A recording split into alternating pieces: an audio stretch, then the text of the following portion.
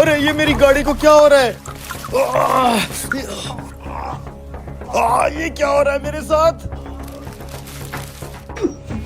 ए भाई बाहर निकल के देख, गर्मी की वजह से हमारी गाड़ी पिघल के गिर रही है। अबे वो छोड़, तू ये न्यूज़ सुन। ब्रेकिंग न्यूज शामिल करते हैं। जो गर्मी की शिद्दत आज रिकॉर्ड की गई है उसकी मिसाल इतिहास में कहीं नहीं मिलती। गर्मी की वजह से ट्रैफिक लाइट्स पिघल चुकी हैं, डस्टबिन पिघल चुकी हैं, गाड़ियों के टायर फट चुके हैं, लोगों में अफरा तफरी का माहौल है। इमरजेंसी नाकिस कर दी गई है। आवाम से इल्तमास है कि बिला जरूरत अपने घरों से बाहर बिल्कुल ना निकलें। अरे यार ये सब क्या हो रहा है? अब हम सब बाहर कैसे निकलेंगे? मुझे एक जरूरी काम भी है, मेरा जाना बहुत जरूरी है। अबे तू पागल हो गया? बाहर सूरज आग बरसा रहा है, आग। बाहर जाना खतरे से खाली नहीं है। लेकिन यार अगर मैं बाहर ना गया तो मेरा बहुत बड़ा नुकसान हो जाएगा। अब मैं क्या करूं? अच्छा 1 मिनट रुक, ये छाता लेके जा, इससे कुछ ना कुछ बचत हो जाएगी। और धूप से जरा बच के रहना। हाँ तू सही कह रहा है, शायद ये छाता थोड़ा धूप को रोक ले। हाँ इस छतरी की मदद से देखता हूँ बाहर की क्या सिचुएशन है। एक बार चेक तो करूं सूरज की तपिश कम हुई है कि नहीं। ये सूरज तो चेहरा जला रहा है यार, जल्दी से आगे निकल जाता हूँ, ये ना छाते में ही आग लग जाए। ऐसा लग रहा है जैसे किसी जहन्नुम में आ गया हूँ। ये क्या, ये बाहर क्या हो रहा है चाचा मजीद? जो सोलर प्लेट सूरज की हीट पे चलती है, जिसको जरूरत ही धूप की होती है, वो इस धूप की वजह से पिघल के जमीन पे कैसे गिर रही है? बेटा ये सब अल्लाह का कहर है। मैंने आज तक अपनी जिंदगी में पहले कभी इतनी गर्मी नहीं देखी। सूरज की तपिश से हर चीज जमीन पे पिघल के गिर रही है।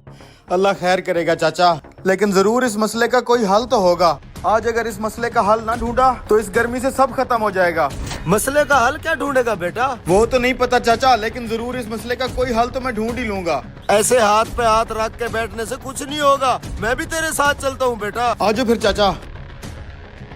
भाई ये अचानक इतनी गर्मी कहाँ से आ गया? मैंने सुबह से ट्यूबवेल चलाया हुआ है, खेतों में पानी जाने से पहले भाप बन के उठ जाता है। भाई तुम दरख्तों के नीचे खड़े हो, तुम्हें नहीं पता बाहर धूप में हालात बहुत खराब हैं। हर लोहे की चीज, प्लास्टिक की चीज पिघल के जमीन पे गिर रही है। ऐसा लग रहा है जैसे आग बरस रही हो। अब इस मसले के हल के लिए मौलाना साहब के पास चलते हैं। छाते के नीचे आओ, मस्जिद में चलते हैं।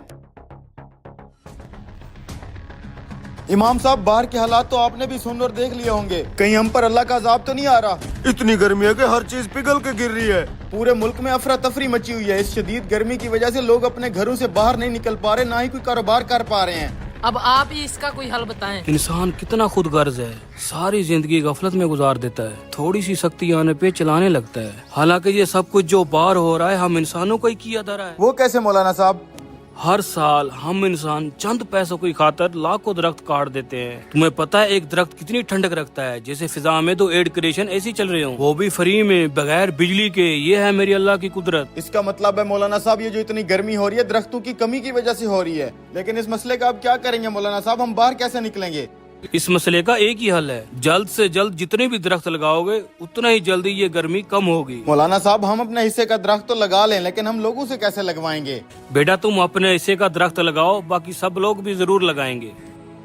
बात तो ठीक है भाइयों, अब भी अगर हम दरख्तों को काटते रहेंगे तो ये दुनिया इधर ही जहन्नम बन जाएगी। दोस्तों जब आखिरी दरख्त कट जाएगा, आखिरी मछली पकड़ी जाएगी और दरिया आलूद हो जाएंगे, तब हमें एहसास होगा कि करेंसी नोट ना खाए जा सकते हैं और ना ही पिए। दरख्त लगाना सिर्फ नेकी ही नहीं, हमारी आने वाली नस्लों का हक है। आए आज मिल के एक दरख्त लगाएं और कल का बेहतर पाकिस्तान बनाएं।